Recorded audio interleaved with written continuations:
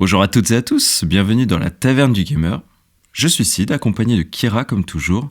Est-ce que tu as passé une bonne semaine, Kira ? J'ai passé une très bonne semaine, j'ai fait pas mal de petites choses, j'ai beaucoup joué toujours à Hogwarts Legacy, que j'ai enfin terminé. J'ai commencé un petit peu Atomic Hearts aussi, enfin Atomic Hearts très exactement, on dit pas Hearts, c'est vrai que c'est un peu une déformation, une habitude qui est très cool pour le moment. Sinon, j'ai maté du Harry Potter. Ah oui d'accord, donc t'es vraiment semaine à thème Harry Potter. J'étais dans le Wizard World. Moi j'ai vu un film qui était pas terrible, ça s'appelle Ant-Man, donc je crois que tu l'as pas encore vu au cinéma, mais je serais curieux d'avoir ton avis. Je t'avoue que j'ai vu 2-3 images de MODOK et je me suis vomi dans la bouche à plusieurs reprises.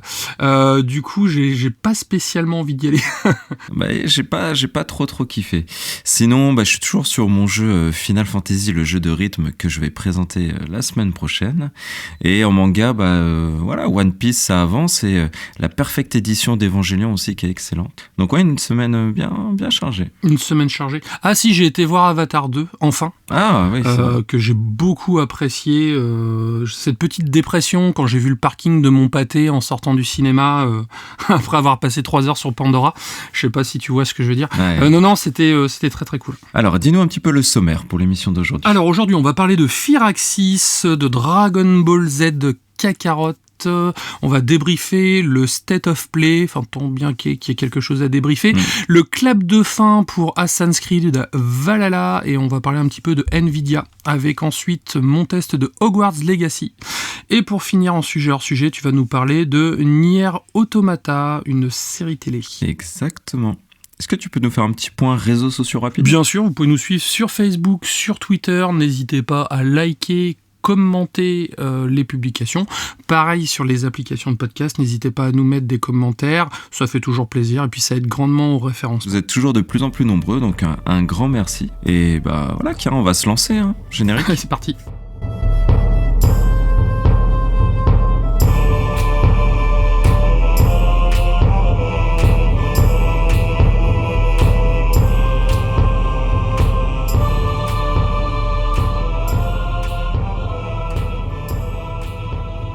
Parlons donc de Firaxis, et tu en as parlé un petit peu il y a pas très longtemps. Donc c'est un assez gros studio quand même américain qui est une filiale de 2K Games et de Take-Two Interactive, et on les connaît grâce à la série XCOM qu'on adore tous les deux, Civilization aussi, et plus récemment Marvel's Midnight Sun, dont tu as fait un test dans l'épisode 12. Donc je suis allé chercher dans quel épisode on avait fait tu avais fait cette chronique. Et donc le studio se sépare de Jake Solomon, donc après 23 ans dans le studio. Donc tu te rends compte quand même, 23 ans. Ça va faire une sacrée perte. Ouais, c'est énorme. Il se sépare du coup de ce développeur, donc qui est quand même un bon développeur, et a priori à cause de l'échec commercial de Marvel's Midnight Sun. D'accord. En expliquant en même temps que c'est pas à cause du jeu en lui-même qu'il y a eu un échec commercial, c'est plutôt à cause de la mauvaise fenêtre de tir du jeu, qui était en fin d'année, je crois c'était décembre, c'est ça ? Oui, c'est ça. C'était juste avant, 2 semaines ou 3 semaines avant. Et donc visiblement la fenêtre de tir était mauvaise, ce qui explique les mauvaises ventes du jeu. Bon, ça c'est l'explication un petit peu officielle. Après, un jeu qui trouve pas son public, ça arrive malheureusement. Mais voilà, qui en fait les frais, c'est le fameux Jake Solomon, donc c'est un peu dommage. Et Firaxis explique par la même occasion qu'ils vont se recentrer sur les jeux Civilization. Donc on espère Civilization, un épisode 8 qui devrait arriver, avec cette fois-ci Ed Bish, qui a travaillé sur le 6, qui est un très très bon épisode. Civilization 6, pour moi c'était mon préféré des récents, et donc c'est lui qui va un petit peu chapeauter ce 8e épisode qui est quand même assez attendu par les fans. Donc en tout cas une mauvaise nouvelle. Oui, c'est clair. Accompagné d'une nouvelle qui nous dit que le prochain Civilization arrive, mais c'est dommage pour le fameux Jake Solomon. Oui, c'est clair. Bon, après, en espérant que, je pense qu'avec le talent qu'a ce monsieur, il devrait rebondir facilement. Après, c'est vrai que c'est dommage parce que Marvel Midnight Sun en soi n'était pas un mauvais jeu. Il y avait des défauts, certes, mais c'est un jeu sur lequel j'ai quand même passé un très bon moment. Et je pense qu'aussi les licences Marvel payent un petit peu le désastre qui a été Marvel's Avengers. En fait, il y a beaucoup de gens maintenant, quand ils pensent Marvel, ils pensent à Marvel Avengers, Lootbox, tu vois un peu le genre. Et je pense que c'est ce qui a un petit peu éclaté le potentiel du jeu, en fait, malheureusement. Après, en soi, comme je disais la dernière fois, c'est un jeu que je conseille, c'est pas un mauvais jeu du tout, et ça a le mérite de changer aussi au niveau du gameplay des XCOM, et bon, bah, c'est vrai que c'est dommage. Ouais, c'est sûr, et on peut renvoyer du coup nos auditeurs et auditrices à l'épisode 12 pour écouter ton test qui était très complet. Moi, j'avais appris beaucoup de choses sur ce jeu, et je trouvais que ça changeait pas mal des jeux XCOM avec la couche super-héros. Donc ça avait l'air d'être quand même une proposition intéressante, mais malheureusement pour ce jeu, bon bah voilà, il a pas trouvé son public. On l'aura peut-être bientôt en Game Pass, PS Plus pour lui redonner une seconde jeunesse et repartir de plus belle. Je pense, oui, c'est ce qui s'est passé avec les Gardiens de la Galaxie, qui du coup maintenant est beaucoup joué. Et c'est vrai que c'est un jeu qui avait été boudé à tort, malheureusement. Tu avais fait toi-même un test dans les premiers épisodes, je crois, ou deuxième épisode, je sais plus. Ouais, tout premier. Donc ça remonte encore plus à loin. Mais c'est vrai que, c'est vrai que bon, bah, c'est ça, encore une fois, il suffit qu'il y a un mauvais jeu qui peut entacher une licence, et derrière, bah, les gens font payer la chose, quoi. Dragon Ball Kakarot s'offre une seconde vie. Alors Dragon Ball Z Kakarot, c'était un jeu d'action RPG qui était sorti à l'époque sur Xbox One et PlayStation 4, qui a eu le droit à une upgrade PS5 et Xbox Series en fin d'année dernière, si je me souviens bien, je crois que c'était en décembre.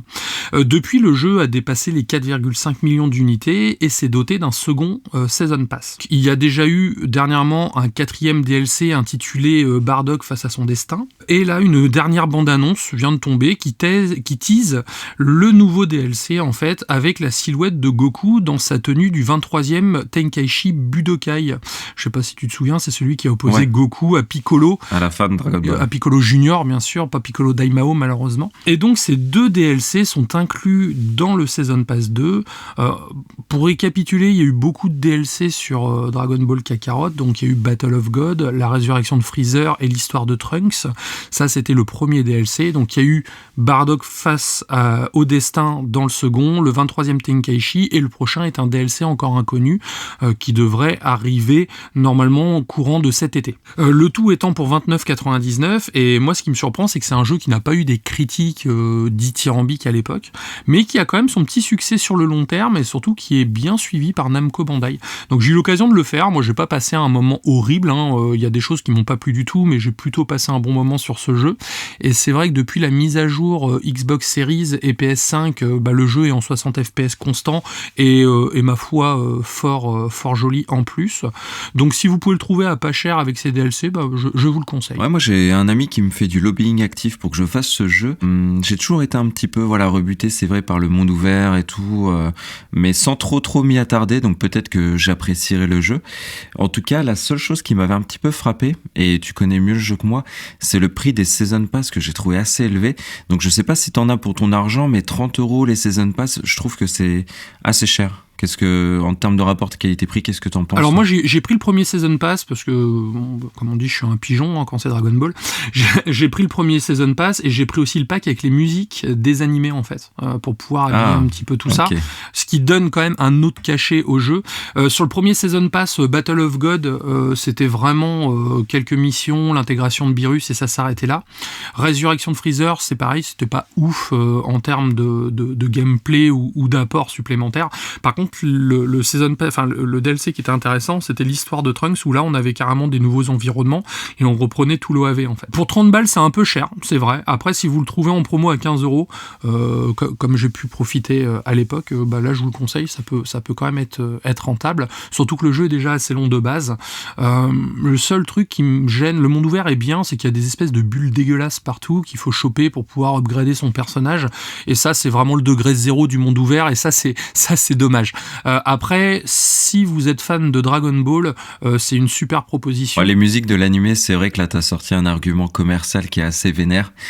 Ça, c'est le genre de petits détails qui pourraient me faire, c'est vrai craquer, mais bon, je pense que je vais attendre. S'il y a des gros DLC qui arrivent, peut-être que pareil, il pourra tomber dans les services, ou sinon une petite promo pas chère, mais...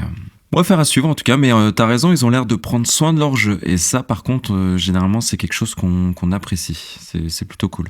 Et là, quand il pense, le 23e Tenkaichi Budokai, c'est une époque qui a été très peu traitée dans le jeu vidéo, en fait. Donc ils peuvent se permettre de faire des DLC qui se passent avant, à l'époque de Dragon Ball. Alors pourquoi pas justement rajouter d'autres DLC de Dragon Ball par la suite, moi j'espère en tout cas, parce que c'est vrai que la période Z, on la connaît au final, donc s'intéresser à une période un petit peu plus ancienne, bah oui, carrément, quoi. Tao Pai Pai, l'armée du ruban rouge, c'est ça, ça peut être là cool. clairement, je suis pas encore passé à la caisse, j'attends de voir le 3e DLC, mais si c'est l'armée du ruban rouge, j'y vais direct. Bon, prochaine news qui sera le débrief du State of Play. State of Play qui a eu lieu jeudi soir, il me semble, de mémoire. Et rappelons-le, il y a 2 événements majeurs en termes d'annonces chez PlayStation qui sont les State of Play. Donc ils ont bien fait de nous le rappeler un petit peu avant la conf que les State of Play c'est plutôt des événements mineurs pour présenter des sorties assez proches et plutôt mettre en avant la scène indépendante. Et les PlayStation Showcase qui sont là vraiment les très grosses annonces dont PlayStation n'a pas envie, on dirait, de nous gratifier ces derniers temps. Après, il se dit qu'il y aura un gros showcase et j'y reviendrai en fin de news en juin avant le 3. Mais parlons de ça va être assez rapide. J'avais débriefé le Nintendo Direct il y a une ou deux émissions, je ne sais plus, où il y avait 36 jeux, plein d'annonces, etc. Là, on savait à l'avance le contenu du State of Play. Donc, il y avait 5 jeux VR, il y avait 10 jeux éditeurs tiers principalement. Après, on finissait sur 15 minutes. Donc je pense que c'est là que j'ai vraiment fini par m'endormir. 15 minutes de Suicide Squad. On en reparlera, le jeu de Rocksteady qui arrive. Les 15 minutes de l'angoisse. Ouais, c'était compliqué. Mais tout n'est pas acheté. Il y a quelques petits points dans ce State of Play que j'ai apprécié et que je vais mettre en avant. Mais c'est vrai, le reste, on en parlait ensemble. C'était pas très glorieux. Donc 5 jeux VR pour commencer.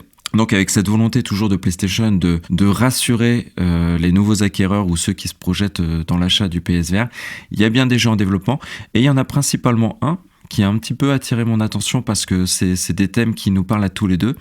C'est Journey to Foundation, qui est un FPS un peu space opéra et basé sur les romans de Isaac Asimov. Tu vois, donc ça c'est plutôt des univers de science-fiction qu'on apprécie tous les deux. Et on en a vu très peu, ça avait l'air un petit peu de l'infiltration, etc.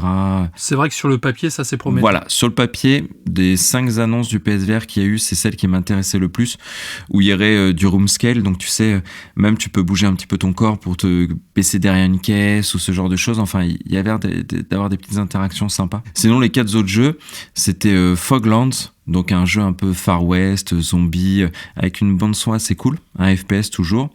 Il y avait Green Hill, qui est un jeu de survie, complètement VR, où tu es dans une forêt où il faut crafter tes armes, crafter tes outils pour essayer de survivre dans la jungle. Donc tu vois, proposition qui peut être assez sympa. Rien à voir avec Sonic, on est d'accord? Non, non, ça serait... T'imagines un VR en Sonic? Ouais, non, là, je pense que là, tout le monde dégueule et tout. En tout cas, belle référence au niveau 1 de Sonic. Synapse, un FPS en noir et blanc, qui a l'air être une proposition assez sympa. Et Before Your Eyes, donc je serais incapable de décrire le jeu, c'était un truc un peu poétique, machin, enfin bref, où tu fais des photos, enfin voilà. Donc, 5 jeux VR, la scène indépendante toujours, avec, comme je le disais, Journey to Foundation, qui a l'air sympa. Ensuite... Donc on arrive sur les annonces plutôt de jeux, d'éditeurs, comme je disais, éditeurs tiers. Donc là je vais faire la déballe en one shot et on en discutera un petit peu. Mais on a eu du Destiny 2, le nouveau DLC, toujours en présentation. Donc franchement plutôt cool, bande son sympa, assez coloré, dynamique. Donc c'est Lightfall, l'extension. Ensuite il y a le jeu Chia. Donc c'est finalement celui qui m'a le plus, tu vois, tenté, parce que c'est un jeu donc déjà en développement à Bordeaux, donc qui est sur la Nouvelle-Calédonie. Donc tu vois, c'est un thème assez intéressant et c'est original, tout à fait. Un jeu très cartoon, très Pixar, tu vois, un peu Pixar dans l'idée, où tu peux te transformer en tout ce qui est vivant. Donc tu peux jouer un dauphin, jouer un oiseau, etc. Donc ça a l'air vraiment un délire un peu contemplatif, un peu poétique, mais pourquoi pas. Et ils ont annoncé que ce serait Day One dans le PlayStation Plus. Ce qu'ils avaient fait pour Stray et un autre jeu de combat dont j'ai plus le nom. Mais voilà, de temps en temps, ils distillent un peu à la Game Pass des jeux Day One. C'est bien, c'est une bonne nouvelle. Ouais, c'est sympa. Et après, donc on a eu Humanity, un jeu complètement barré où tu es sur de la gestion du contrôle de population en masse, où il faut faire des puzzle games, enfin vraiment un délire un peu chelou. Je vous renvoie à la bande-annonce parce que c'est assez difficile à décrire. Ils ont sorti une démo en plus et ils ont fait... tu sais, ce que Nintendo a fait et ce que Microsoft fait, c'est vous avez vu ce jeu, vous pouvez le tester tout de suite après la conf. Donc pareil, PlayStation a emboîté le pas aussi là-dessus. C'est bien, ça, faut qu'ils fassent ça, c'est cool. Ensuite, il y a eu Goodbye Volcano, donc un jeu trop bizarre, franchement, avec des furies où tu joues des personnages à tête d'animaux et tout, enfin un truc un peu bizarre où tu crées un groupe de musique. Il y a eu du Naruto. Donc pour les fans de Naruto, ils ont sorti le Ultimate Ninja Storm Connection. Enfin, encore une fois, ils sont dans les noms. Ou t'as Shippuden. Ouais, t'as plein de personnages et tout. Baldur's Gate 3 de l'Ariane Studio, donc gros jeu de Dark Fantasy que j'avais fait en bêta sur PC qui est très très très bien, avec la date de sortie en 31 août 2023. Après Wayfinder, franchement, j'ai pas pris de note sur le truc, ça avait l'air un peu naze. Et enfin, un peu naze, ce n'est que mon avis évidemment. Et après 2 jeux Capcom. Non, je confirme, ça a l'air un peu naze. Street Fighter 6, où franchement la DA elle est folle de Street Fighter 6, même si Tekken 8 m'avait plus impressionné. Tu vois, en termes de réalisation, en termes de technique, mais on a vu des personnages assez cool de Street Fighter, et évidemment l'énorme bande-annonce de Resident Evil 4, avec pareil une démo qui va arriver un peu après. Mais ouais, c'est vrai que Resident Evil 4, par contre, ça envoyait vraiment du lourd. C'était le clou du spectacle. Tout le reste était un peu mou, un peu, voilà, pas très excitant, mais le Resident Evil 4 a vraiment donné envie. C'est vrai que c'était, je suis d'accord, pour moi, c'était vraiment le state of play de l'ennui, en fait. C'était vraiment un peu long pour ce que ça présentait. Après, qu'ils mettent sur le devant de la scène le VR, ça c'est bien et c'est ce qu'il faut, mais je pense ça manque vraiment de killer app, d'effets waouh pour dire vous avez vu, ça c'est trop bien, ça sort exclusivement sur le VR, ça va être cool. J'ai l'impression que c'est vraiment que des expériences VR et ça c'est un poil embêtant. Moi, à contraire de toi, je trouve que Street Fighter, je trouve ça vraiment hideux en fait. Le chara-design des personnages, c'est juste pas possible en fait. Pourtant, j'aime beaucoup Street Fighter, c'est une licence que j'apprécie beaucoup, mais là, je sais pas ce qu'ils ont voulu faire avec les personnages. Je trouve qu'ils sont en train de les suraccessoiriser. Je sais pas si tu vois ce que je veux dire. Ils ont tous des accessoires de partout, tous des styles un petit peu bariolés. Et moi, je sais que ce que j'en ai vu pour l'instant, c'est plutôt une déception. Ah ouais, d'accord. Bah écoute, ouais, là on avait vu combat Zangief Honda, tu vois, donc ça n'avait pas paru, tu vois, dans l'accessoirisation. Il y a Blanca aussi qui avait l'air assez fidèle, mais je comprends et moi je suis moins fan que toi de la saga, donc et je pense que Tekken 8 sera plutôt mon jeu de combat si je devrais en faire. Et bah c'est ce que j'allais dire justement, c'est que j'aime moins les Tekken et là au final je suis beaucoup plus attiré par Tekken que par Street Fighter en fait. Donc j'attends de voir ce que ça va donner parce qu'après c'est pareil, un jeu de combat c'est vraiment le feeling en main quoi, avec la manette ou avec le pad arcade, mais en l'état pour l'instant Street Fighter c'est un peu une douche froide. La démo de Resident Evil que j'ai trouvé aussi fantastique, mais bon, ça je m'en doutais, hein, je suis déjà pré-hypé. Non, la grosse douche froide est pour moi le gros point noir du truc, donc c'est pas de la faute de Sony, hein, mais c'est ce qu'on a vu de Suicide Squad, mais quelle horreur, mais c'est vraiment, mais quelle horreur. Je partage complètement ton avis, en effet. Le state of play, qui était modeste en plus, a fini à part Resident Evil 4 quand même, faut bien avouer que ça envoyait du lourd en termes de trailer, mais on est quand même sur une conf modeste qui finit par 15 minutes, et c'est rare hein, quand même qu'un constructeur consacre 15 minutes de son temps dans un format comme celui-ci à un seul jeu. Et oui, c'est la douche froide. On n'est pas du tout dans le délire des premiers Batman où c'est sombre, où c'est plutôt une aventure centrée sur un personnage. Là, on est sur quelque chose de grandiloquent. C'est très aérien, ça shoot partout, il y a des ennemis partout. C'est très Fortnite, c'est vrai. Sans dénigrer Fortnite qui a son style, mais on n'a pas envie de voir ça dans Gotham en fait. Ça paraît dissonant avec la saga. Et truc sympa, c'est qu'on voit Flash, Wonder Woman, Superman, Batman, mais en fait, ça suffit pas. C'est vrai que la présentation en termes de gameplay fait franchement un peu flipper, quoi. Et donc je partage complètement ton avis. Les personnages ont l'air hyper raides déjà, donc ils font leur bond de 15 mètres, mais j'ai surtout l'impression que ce jeu a 5 ans de retard. Tu sais, comme s'ils s'étaient dit « Oh putain, Fortnite, ça cartonne, on va faire un Fortnite avec des personnages de DC Comics », sauf qu'entre-temps, les gens, ils sont ils sont passés à autre chose quand même. Et surtout, beaucoup d'éditeurs se sont cassés les dents en voulant faire du Fortnite. Il y a très peu de jeux qui ont réussi. On a un peu Apex dans un style différent, mais qui a voulu faire un petit peu de Fortnite avec du coloré, des choses comme ça.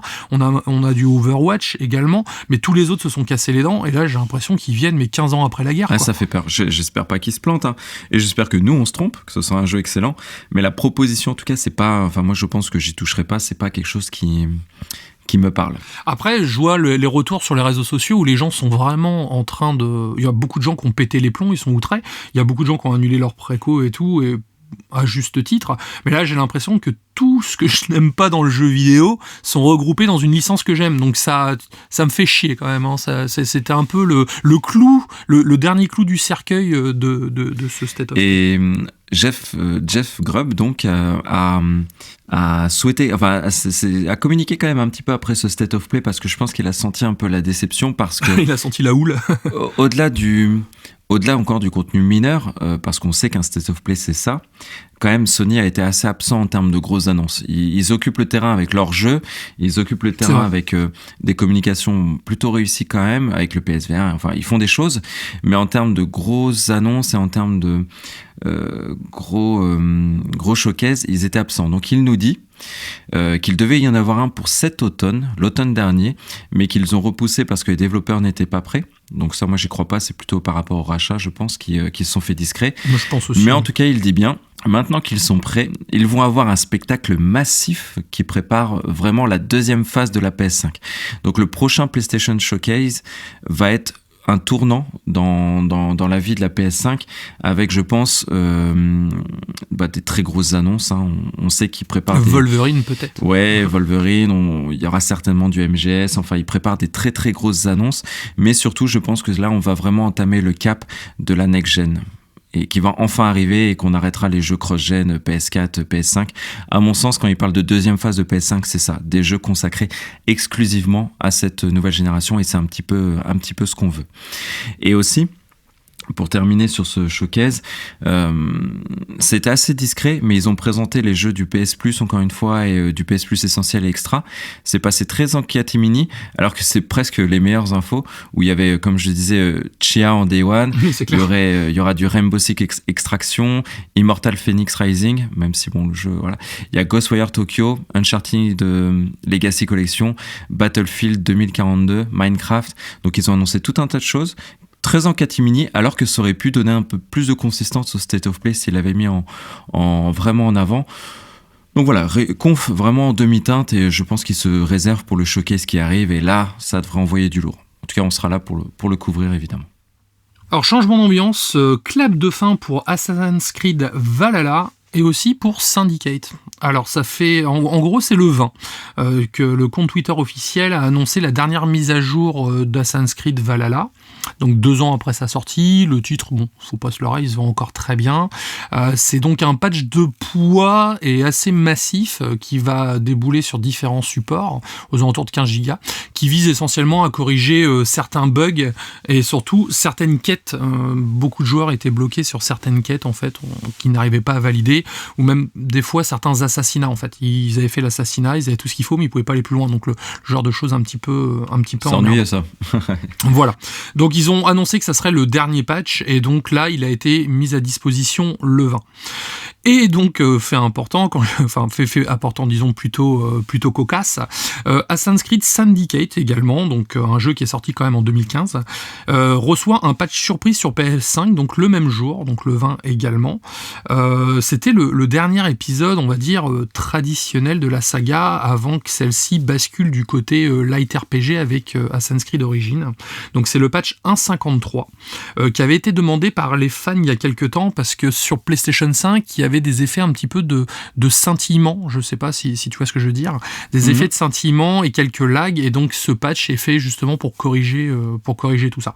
Donc je trouve que c'est un petit peu beau gosse quand même de la part de Ubi, parce qu'un jeu quand même qui est sorti en 2015, c'est pas le jeu qui s'est le mieux vendu, parce que ça a été un bid quand même, Assassin's Creed Syndicate, malgré la qualité du titre. C'est quand même cool de leur part. Ouais, c'est chouette. Et je voulais finir cette news en restant dans Assassin's Creed, quelque chose qu'on n'a pas parlé lors d'un précédent podcast, mais je voulais le mentionner quand même.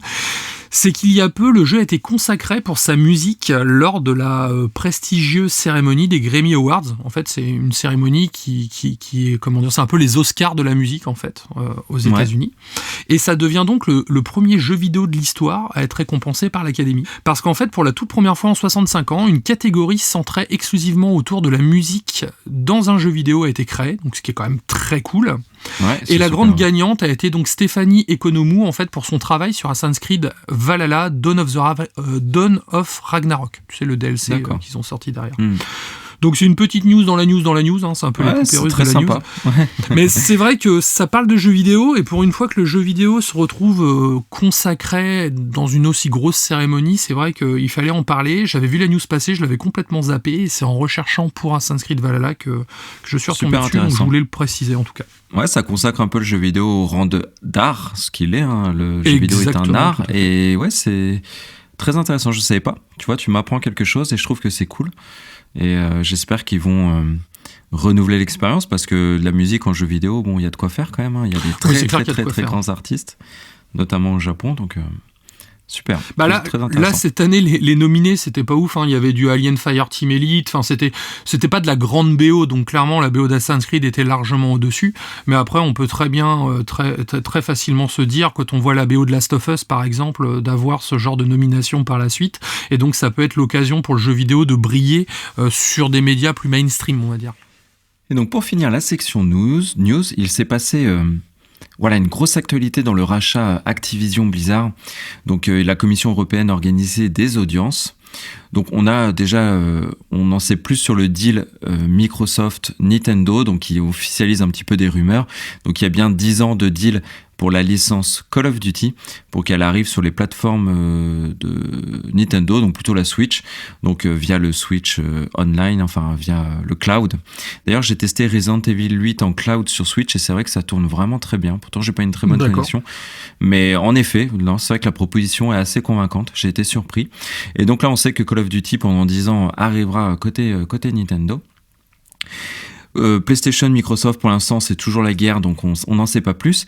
Mais dans cette histoire, il y a des gros opposants à Microsoft, PlayStation en tête de proue.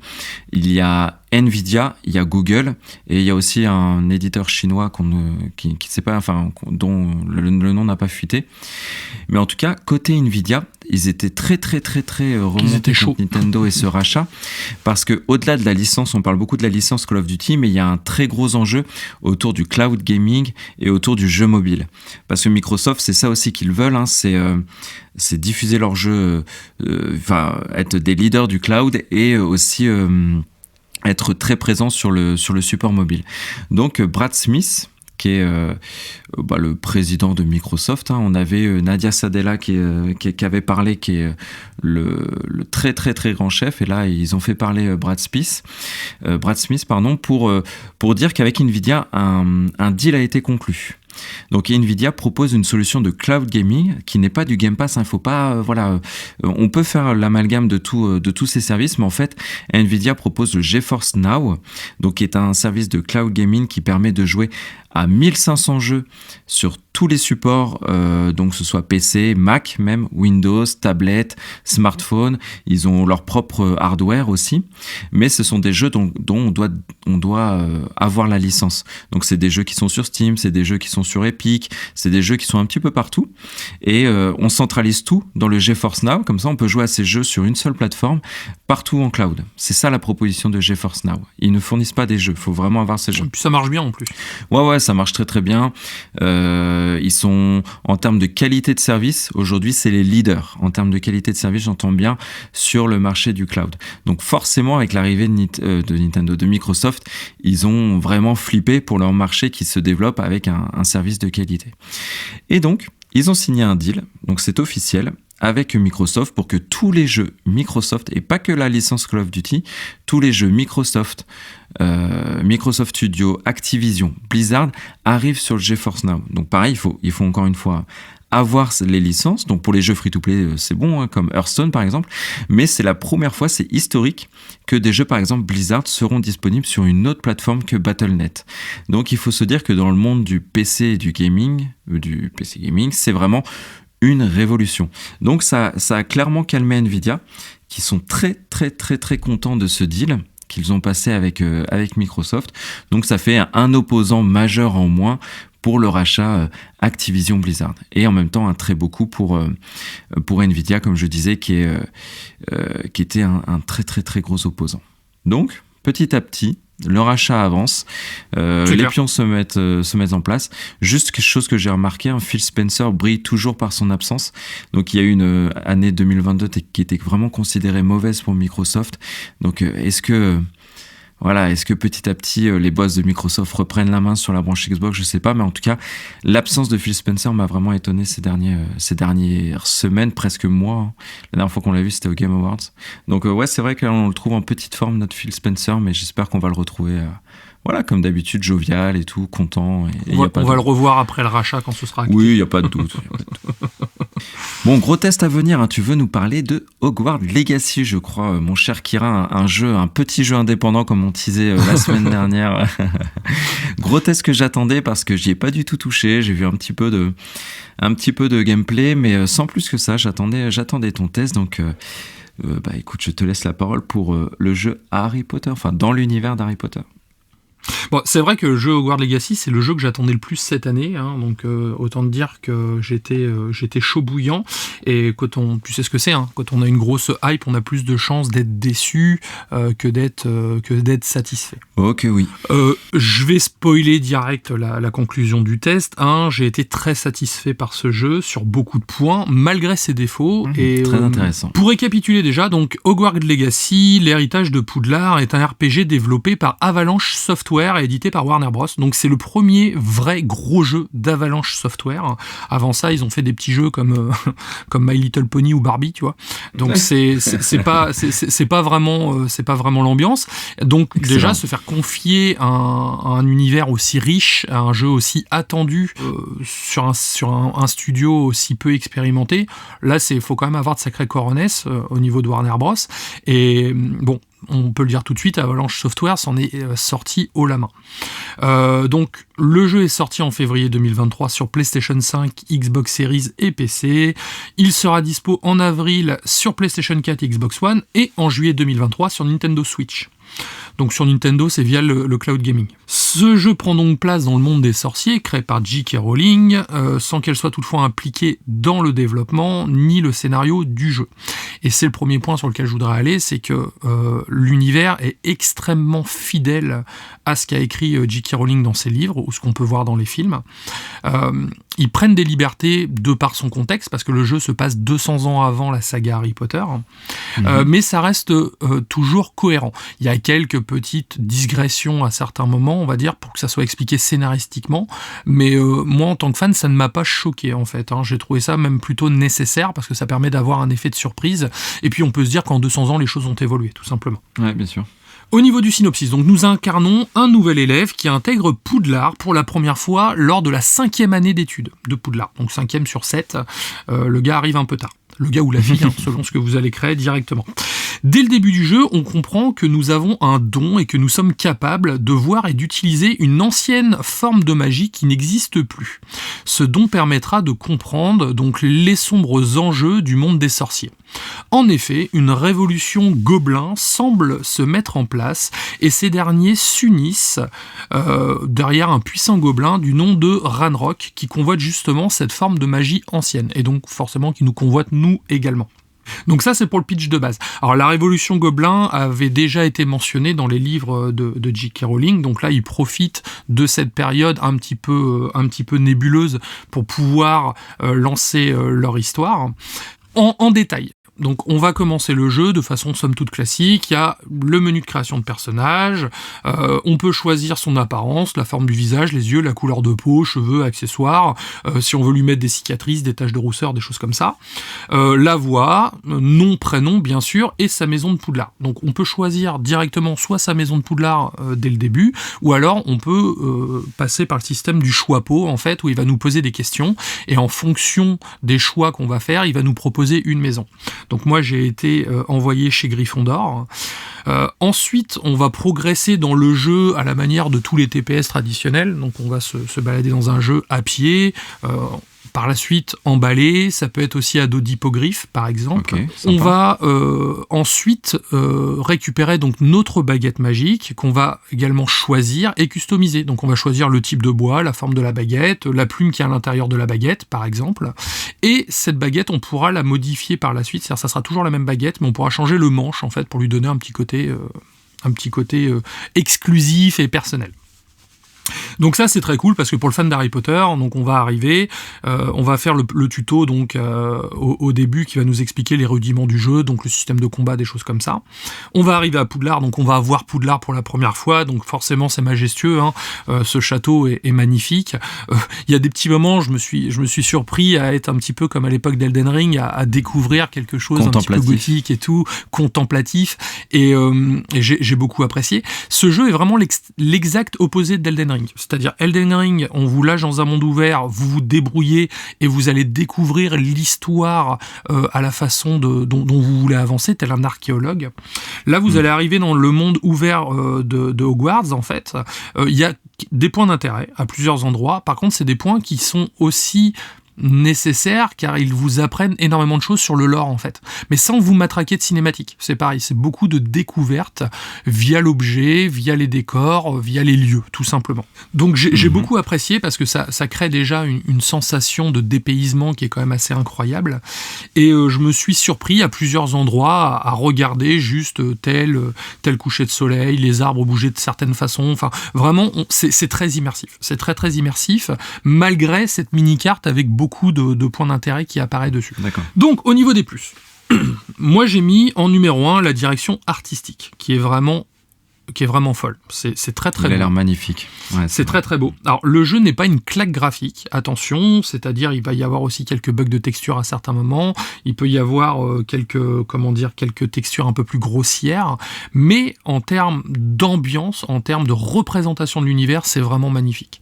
Quand on vole à côté du Poudlard Express à dos d'hippogriffe, hein, vraiment, c'est le genre d'image qui marque un joueur, et j'avais vraiment cette sensation de faire partie de cet univers.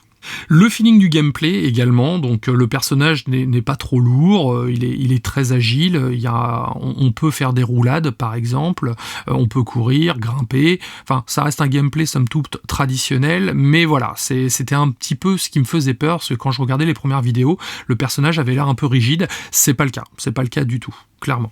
La bande son qui est incroyable, vraiment. Alors j'avais noté le nom du compositeur et malheureusement je l'ai effacé sans le faire exprès, donc je ne pourrais pas vous le dire, mais la bande son est vraiment folle. Ça ressemble beaucoup au thème de John Williams. Toutes les musiques sont toujours adaptées à ce qu'on va vivre, et je me suis vu plusieurs fois au cours de ma journée à siffloter ou à chanter justement les thèmes sonores que j'avais entendus dans le jeu. Il y a pléthore de termes sonores différents. Quand on va se battre contre des gobelins, ça sera pas le même bruit que quand on va se battre contre des araignées, par exemple. Ah, c'est pas mal ça, ouais. Ensuite, les combats. Donc c'est ce qui me faisait peur également lors des premières vidéos, c'est que les combats avaient l'air assez hachurés avec les mouvements de baguette, ça avait l'air un peu dirigiste. Or, pas du tout. Les combats sont plus techniques qu'ils n'en ont l'air, et surtout sont beaucoup plus vifs qu'ils n'en ont l'air. Donc certes, c'est des baguettes, donc quand ils vont faire des mouvements avec les bras pour pouvoir tirer, donc ça peut donner un côté saccade en visuel, mais quand on le joue, on a vraiment cette impression de puissance. Donc les combats sont disposés de plusieurs manières. Donc on va avoir un petit arbre de compétences qui va être raccordé sur les 4 touches de la manette. Donc c'est-à-dire, pour moi, c'était Y, B, X, A, par exemple. Ou croix, carré, rond, triangle pour les joueurs PlayStation. On va appuyer, par exemple, sur la gâchette L1. Ça va nous permettre d'accéder à notre roue de sort, et plus on va avancer dans le jeu, plus on va débloquer d'autres possibilités. Ça va être des slides, en fait, qui vont se rajouter à ces 4 boutons, qui va permettre de rajouter d'autres sorts au fur et à mesure. Et les sorts, on les met comme on veut. Donc on peut très bien mettre des sorts d'attaque, des sorts de défense, enfin, comme on le sent. Et là où c'est intéressant, c'est que quand on va se battre contre des ennemis, les ennemis ont des sorts de protection. Et ces sorts de protection sont représentés par des bulles de couleur. Par exemple, un ennemi qui va avoir une bulle de couleur jaune pour se protéger, pour pouvoir casser cette bulle, il va falloir utiliser un sortilège jaune. Ouais. Donc ça nous oblige à alterner les sortilèges de combat pur ou les sortilèges d'immobilisation par exemple. Donc là, l'ennemi en question a une bulle jaune autour de lui, je lui balance un Léviosa, ça va le faire léviter un petit peu, donc ça va lui enlever cette bulle, et derrière je peux spammer par exemple mon sort d'explosion en fait pour pouvoir justement l'atteindre. D'accord. Donc il y a un arbre de compétences, ça nous permet d'évoluer tous nos sortilèges au fur et à mesure, donc avec les défis qu'on va réaliser, on va gagner des points, ces points on va les dépenser, et par exemple le sort d'explosion va pouvoir toucher des ennemis aux alentours. Ouais, je vois.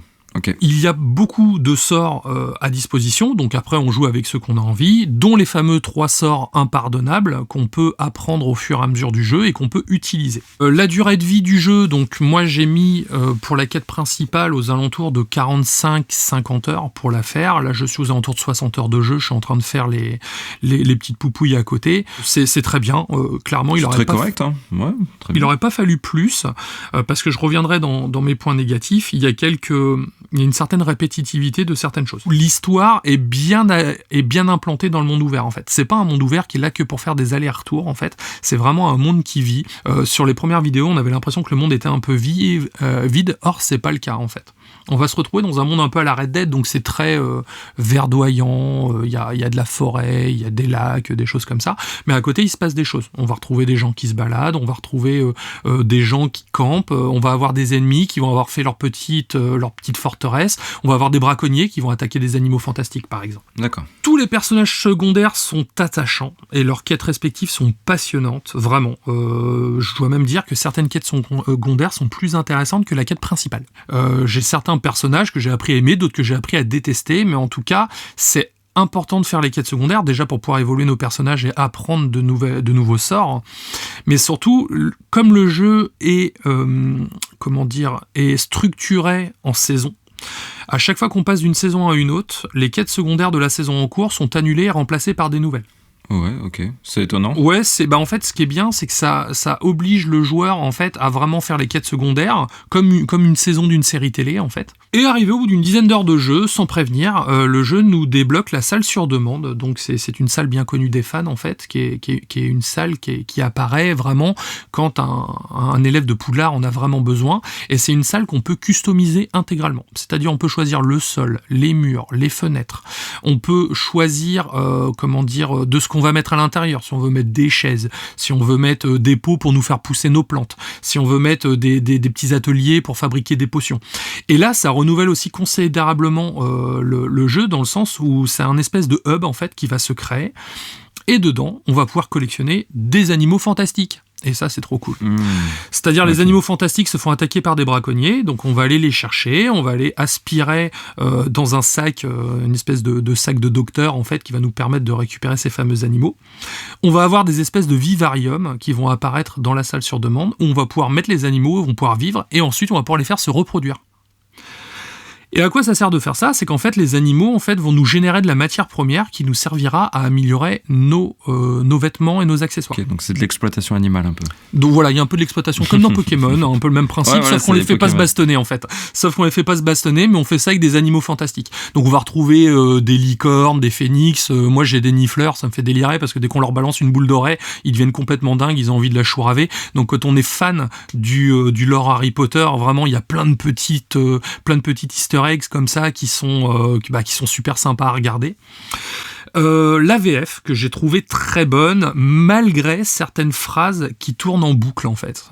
Quand il arrive à Préolard et qui dit est-ce qu'il y a une ville plus belle que la ville de Préolard, ou je vivrais bien à Préolard, et qui sort ça tout le temps, ça devient un peu redondant et c'est dommage. Disons qu'il tourne sur 3 phrases dès qu'il arrive dans un lieu et il sort toujours les mêmes 3 phrases quoi. Et le système de costume qui est cool, parce qu'en fait le jeu c'est un peu comme un looter-shooter en fait. C'est-à-dire on va trouver des caisses, des coffres. Ces coffres vont nous donner des vêtements, donc plus ou moins jolis, plus ou moins moches, après c'est une question de goût, qu'il va falloir mettre parce que ces vêtements ont des statistiques, donc d'attaque, de protection et de magie. Par contre, il y a un système de skin, c'est-à-dire moi je peux très bien trouver une vieille tenue une espèce de toge ou une cape vraiment vilaine mais avec des stats sympas. Et en appuyant sur X, en fait, on va appliquer un sort magique qui va nous permettre de mettre les skins des autres vêtements qu'on a trouvés au préalable. Donc ça c'est cool parce que par exemple quand je suis à Poudlard, je m'habillais en élève de Poudlard, donc je mettais en mode roleplay, c'est pas obligatoire mais moi je faisais comme ça, donc je mettais la robe de Poudlard, la petite tenue avec la petite cravate ou quoi, et dès que j'allais faire des missions en extérieur, je mettais un manteau long, un chapeau, quand j'allais attaquer des ennemis limite je mettais un masque pour dire que j'étais masqué parce que je voulais pas être retrouvé. Enfin ça nous permet vraiment de faire sa propre expérience de jeu en fait à partir du moment qu'on s'y intéresse un petit peu en tout cas. Ok. Et c'est là qu'on va arriver au point négatif, parce que c'est un système de looter-shooter avec un inventaire de 20 places, dont 7 utilisées par le joueur. Donc c'est un putain de non-sens, déjà. Moi, ça m'a fait péter un câble, mais vraiment. 20 places. Donc c'est-à-dire que je passais mon temps à détruire des accessoires que j'allais trouver, ou alors il faut aller les vendre dans chez différents commerçants. Mais on est dans un monde magique où on peut faire ce qu'on veut, on peut quand même aspirer une licorne dans un sac, mais à côté on n'a que 20 places dans son inventaire. Enfin, c'est juste nul.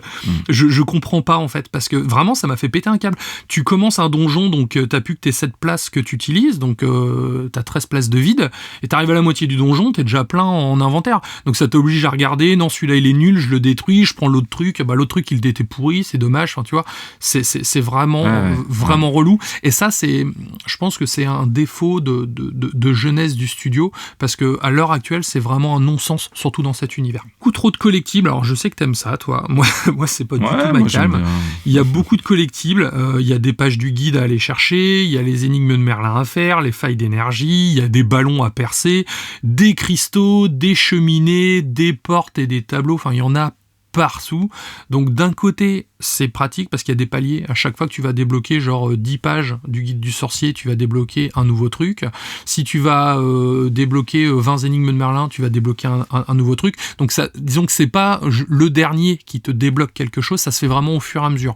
Donc il y a un côté quand même qui est plus fluide et surtout plus gratifiant sur le long terme. Le bestiaire, moi c'est un gros point noir aussi, car il n'y a que 6 types d'ennemis. Oui.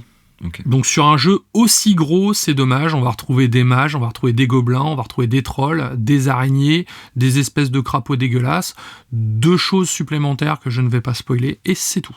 Donc c'est vraiment peu, même s'il y a plusieurs méthodes pour pouvoir les avoir, c'est vraiment un peu chiche quand même. Et ça c'est surtout qu'il doit y avoir de quoi faire dans l'univers d'Harry Potter, j'imagine. Surtout qu'il y a de quoi faire dans l'univers d'Harry Potter, et même si par exemple les mages noirs ont tous des skins différents, ça reste des mages noirs qui ont utilisé les mêmes techniques, et au final ça devient un peu redondant. C'est pour ça que les 60 heures de jeu c'est bien, mais pas plus, parce qu'à un moment quand t'arrives à ta 250e araignée que t'as buté, t'en as un petit peu marre quand même. Le jeu en fait est structuré autour de 4 épreuves anciennes qui nous permet de débloquer nos pouvoirs de magie ancienne, et ce qui permettra de finir le jeu. C'est des épreuves de donjon où on va avoir un petit peu de tout. Il y aura des épreuves de logique, il va y avoir des épreuves de combat, il va y avoir de la plateforme par exemple. C'est un peu répétitif. Les 3 premières, ça allait, arrivé à la 4e, j'ai dit bon, allez, encore une épreuve, voilà, c'était un peu l'épreuve de trop, en fait. C'est vraiment une épreuve par saison. Et ça, c'est dommage aussi, parce que je pense que s'ils font un deuxième, et ils vont faire un deuxième, à mon avis, Hogwarts Legacy, ça sera corrigé, du coup, parce que c'est répétitif. Ok. J'ai un bémol aussi sur le système de déroulé de journée.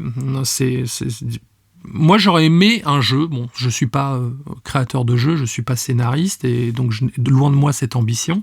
S'ils ont fait comme ça, c'est qu'ils avaient envie. Mais moi, j'aurais aimé un jeu à la Bully, par exemple, où l'heure du jour a sa réelle importance. C'est-à-dire, on doit se pointer au cours à telle heure. Le soir, il y a le couvre-feu, on doit aller se coucher. Ça aurait été vraiment cool sur le papier. Or, c'est pas ça du tout. Il y a quelques cours de temps en temps. Le soir, il est censé y avoir un couvre-feu, mais moi, j'étais jamais dans ma chambre. Clairement, je suis jamais rentré me coucher. J'étais toujours H24 dehors. Quand on veut passer le temps, le personnage, t'as l'impression qu'il dort dehors. T'as un cercle, tu te mets dedans, tu passes le temps, et t'as l'impression que le personnage, il a dormi là, en fait, en plein milieu de la forêt, normal, sans pression. Donc, quand tu joues roleplay pour immersion, il y a mieux quand même.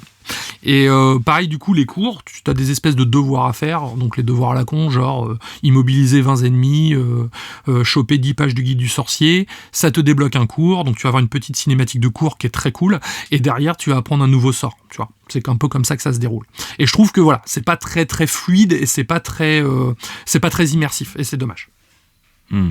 Pour finir, mes 3 derniers points négatifs pour pinailler, donc il n'y a pas de Quidditch dans le jeu, donc ça avait été annoncé avant, ils ont trouvé une pirouette scénaristique pour dire qu'il n'y a pas de Quidditch, pirouette qui se tient la route, moi il n'y a pas de souci, mais c'est vrai que c'est dommage, c'est quelque chose que j'aurais aimé voir, pourquoi pas dans un DLC, pourquoi pas dans un second jeu, je pense qu'après le jeu aurait peut-être été trop dense, encore une fois, c'est pas un jeu AAA, hein, il n'a pas le budget d'un Last of Us 2 par exemple, le budget reste quand même moindre, et malgré ça, ils ont réussi à faire quelque chose de vraiment fantastique. Alors là, attention, là le gros point noir de ouf, mais ça c'est juste pour moi, il n'y a pas de mode photo.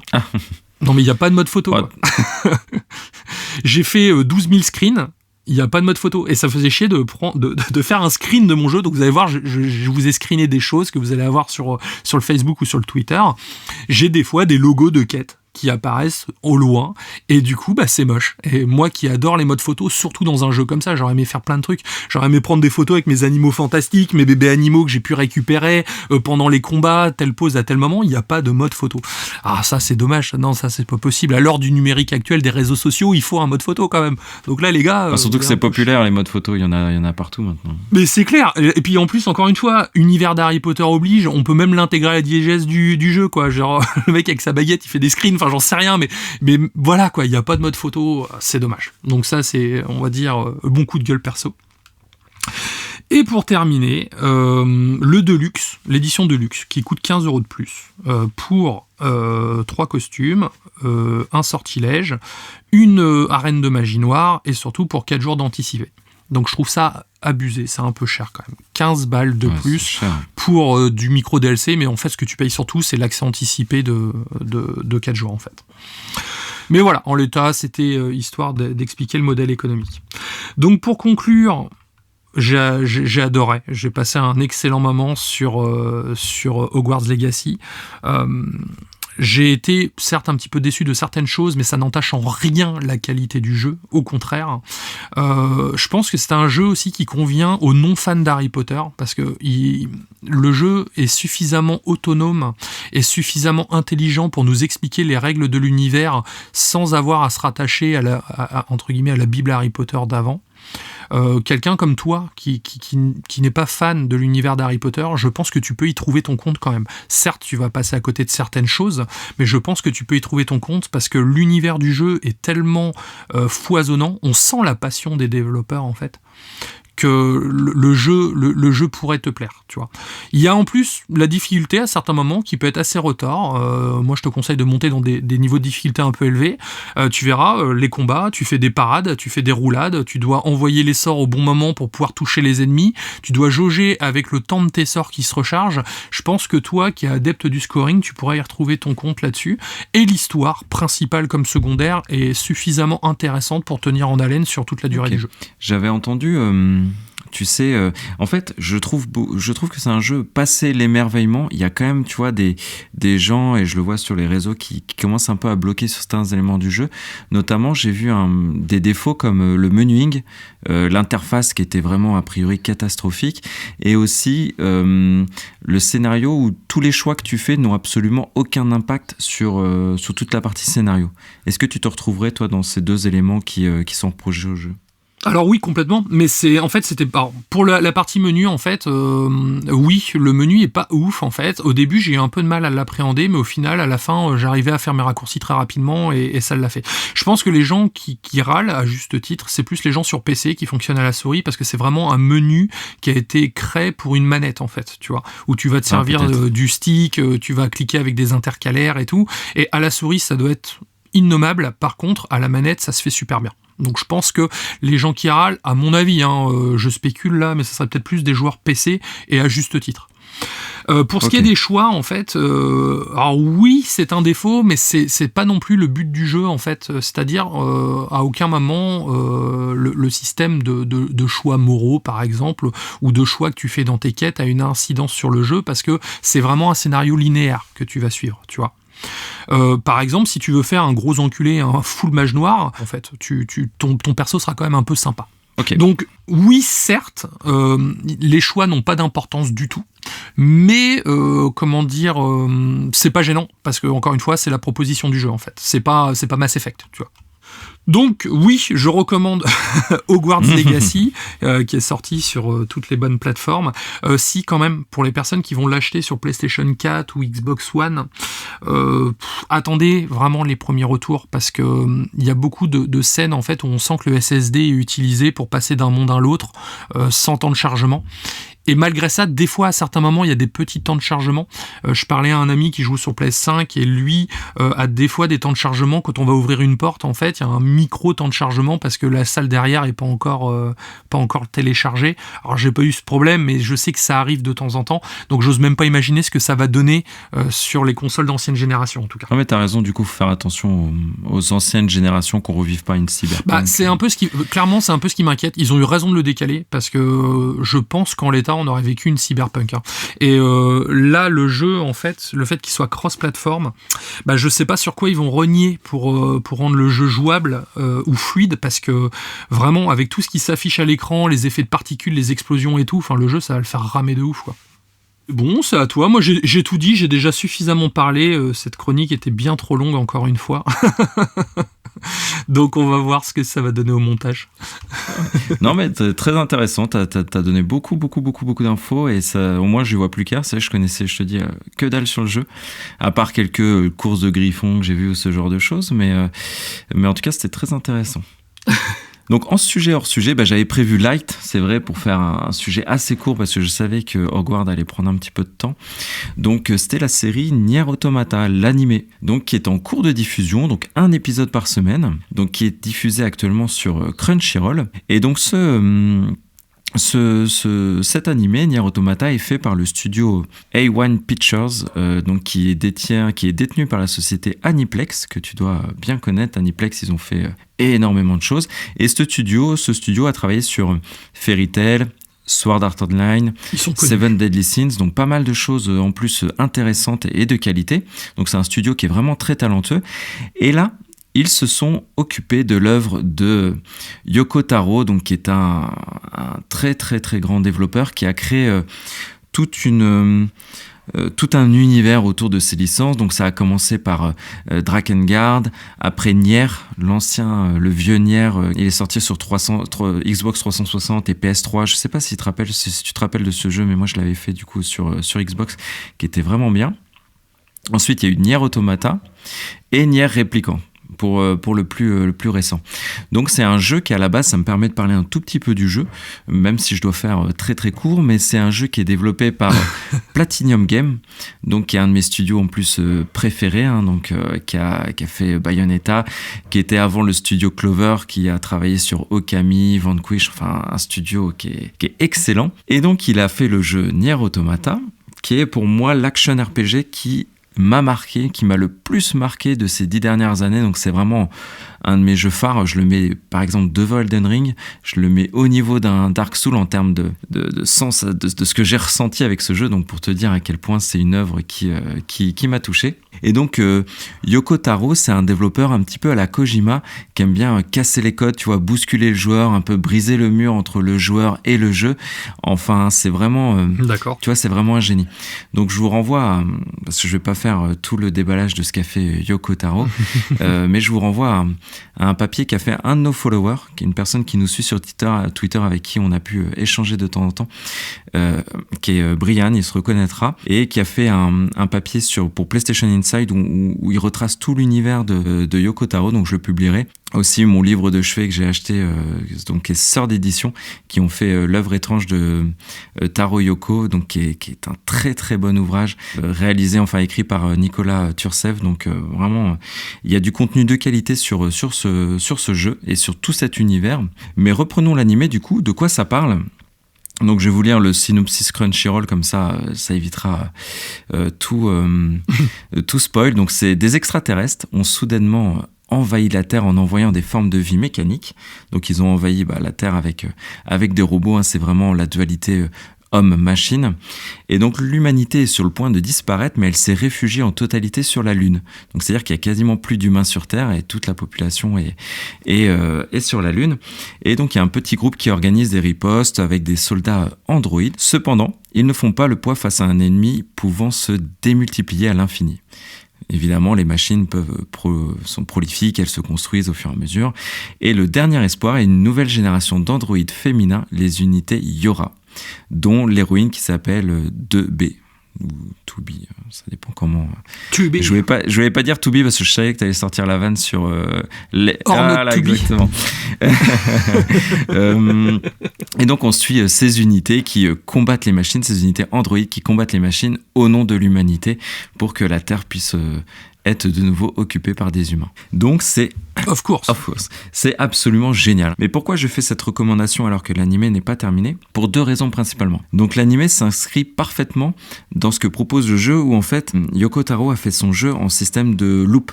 Donc tu finis ton jeu une première fois, le jeu n'est pas du tout terminé. Il faut le refaire et tu auras des éléments différents, distillés. Enfin, c'est très très intelligemment fait. Il faut se dire que c'est un éternel recommencement. Et il y a une vraie mise en abîme dans le jeu. Et on peut se dire que l'animé fait complètement partie de cette mise en abîme-là.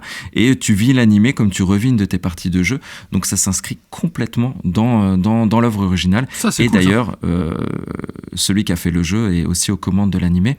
Donc ils ont fait, tu vois, une vraie synergie entre l'animé et le jeu qui est absolument génial. Et par la même occasion, si on n'a pas fait l'animé, on peut tout à fait découvrir si on n'a pas fait le jeu, on peut tout à fait découvrir l'animé et l'univers comme porte d'entrée. Comme ça, tu fais ton animé. Si tu aimes, tu peux enchaîner sur le jeu et tu auras toujours cette espèce de boucle qui s'installe parce que l'animé te montre des choses que le jeu ne montre pas et vice-versa. Dans le jeu, tu as des choses que, évidemment, l'animé ne montre pas. Donc, tu vois, c'est vraiment... très très intéressant en termes de cross-média, comme on aime en parler. Ouais, carrément, ouais. Ah, c'est cool, ça a l'air sympa. C'est très cool. Donc en plus, l'animé est très beau, les personnages sont très attachants. Il y a une vraie... scénaristiquement, on se pose des vraies questions entre où est le bien, où est le mal, est-ce que les machines peuvent finalement avec l'intelligence artificielle développer une conscience ou pas.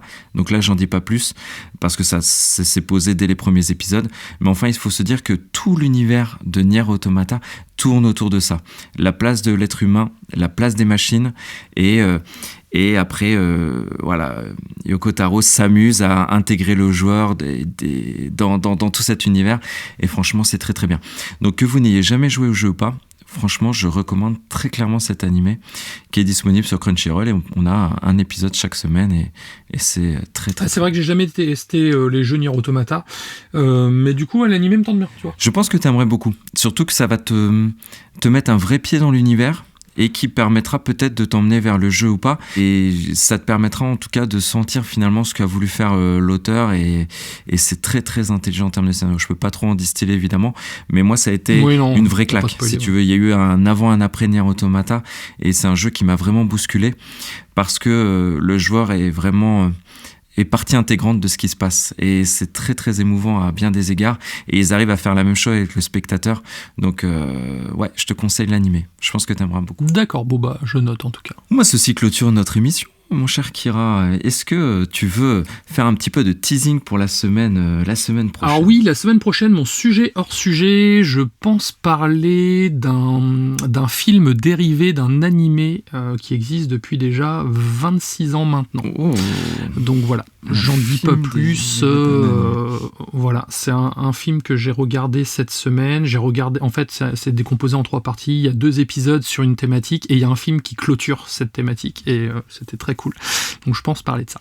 Alors me dis pas, j'essaierai de deviner. Pour le prochain épisode, je vais essayer de deviner. Tu me diras si j'ai raison, mais ça donne envie.